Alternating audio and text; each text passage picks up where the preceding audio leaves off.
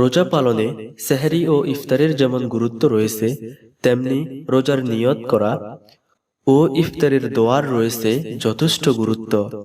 প্রিয় দর্শক শ্রোতা, সেহরি খাওয়ার পর রোজার নিয়ত করা জরুরি।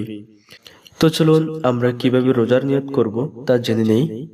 রোজার নিয়ত আরবিতে এইভাবে করবেন: নাওয়াইতু আন আসুমা গাদাম মিন শাহরি রমাদানাল মুবারাকি ফরদাল লাকা ইয়া আল্লাহ ফাতাকাব্বাল মিন্নি ইন্নাকা আনতাস সামিউল আলিম।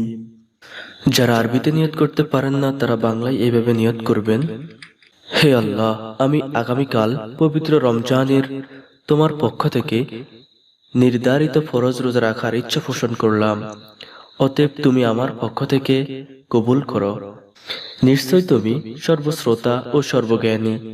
প্রিয় দর্শক শ্রোতা, ইফতারের আগ মুহূর্তে বেশি বেশি করে ইস্তেগফার পড়বেন, কেননা ইফতারের আগে আল্লাহ তাআলা বান্দার দোয়া কবুল করে থাকেন।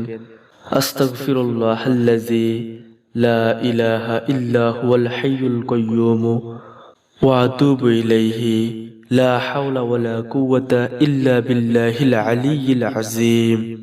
প্রিয় দর্শক শ্রোতা, ইফতারের সময় হওয়ার সঙ্গে সঙ্গে দোয়া পড়বেন এবং ইফতার করবেন। আল্লাহুম্মা লাকা সামতু ওয়া আলা রিজকিকা আফতারতু বিরহমাতিকা ইয়া আরহামার রাহিমিন। এই দোয়াটি পাঠ করবেন এবং খেজুর দিয়ে ইফতার করবেন।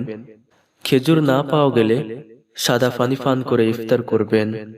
আল্লাহ তাআলা আমাদের সবাইকে সেহরির পর নিয়ত করা, ইফতারের আগে তাওবা ইস্তেগফার করা, ইফতারের সময় দোয়া পড়া এবং ইফতারের পর শুকরিয়া আদায় করার তৌফিক দান করুক। আমিন সুম্মা আমিন।